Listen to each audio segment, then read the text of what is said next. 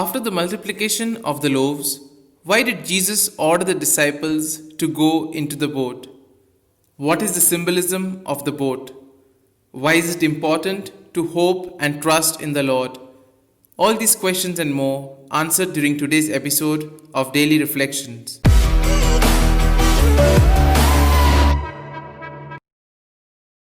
According to the hope people had at that time, the Messiah would repeat the gesture of Moses and would feed the multitude in the desert.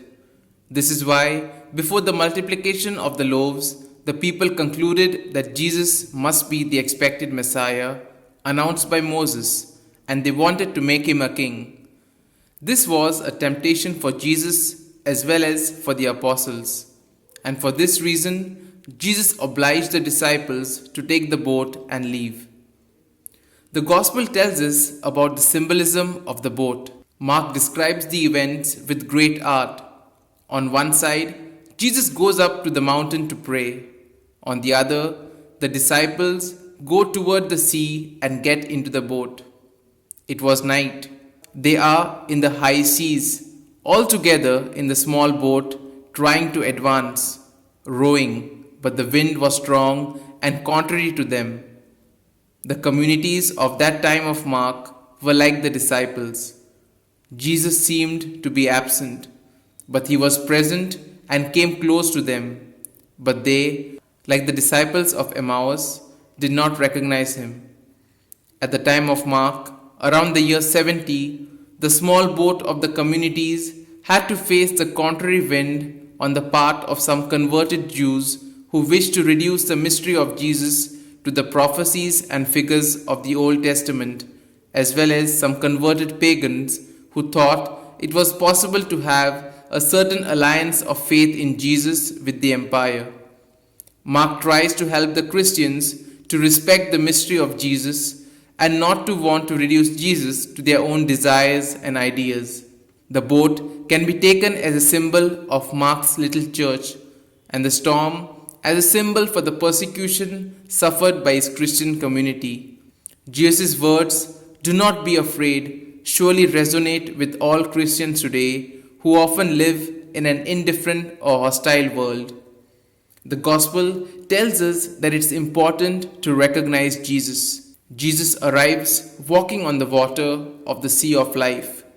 The disciples scream, taken up by fear, but they think that it is a question of a phantasm. As it happens, in the passage of the disciple of Emmaus, Jesus pretends that he wants to continue to walk, but they cry out, and this causes him to change the way. He gets close to them and says, "Courage, it is I. Do not be afraid." When the apostles cried out, something happened. It seemed to be like that with them. They were able to let their fear and terror out and let Jesus know how they felt about their danger. Most of Jesus' signs and miracles happen when someone or a group asks with the heart. When we really ask for something, something always happens. We can ask ourselves, what do you really want to ask Him in prayer? What storm in life needs calming? The Gospel emphasizes on hope and trust. Jesus loves us unconditionally. His love is authentic and merciful. In spite of knowing all this, we become restless and hopeless when problems come in our lives. We are like the disciples. The fear of storm and strangers overshadows us. We stop believing in the Word of God. Therefore, our restlessness and hopelessness become more dangerous than storm or strangers. We start fearing death and other unexpected things. Here are some points for our personal reflection. Night, stormy sea, contrary wind. Have you ever felt like this? What have you done to overcome it? Have you been afraid so many times because you have not known how to recognize Jesus present and acting in your life? What can we do so that we may be able to recognize Jesus in those around us? These points can be of great help to reflect on today's gospel.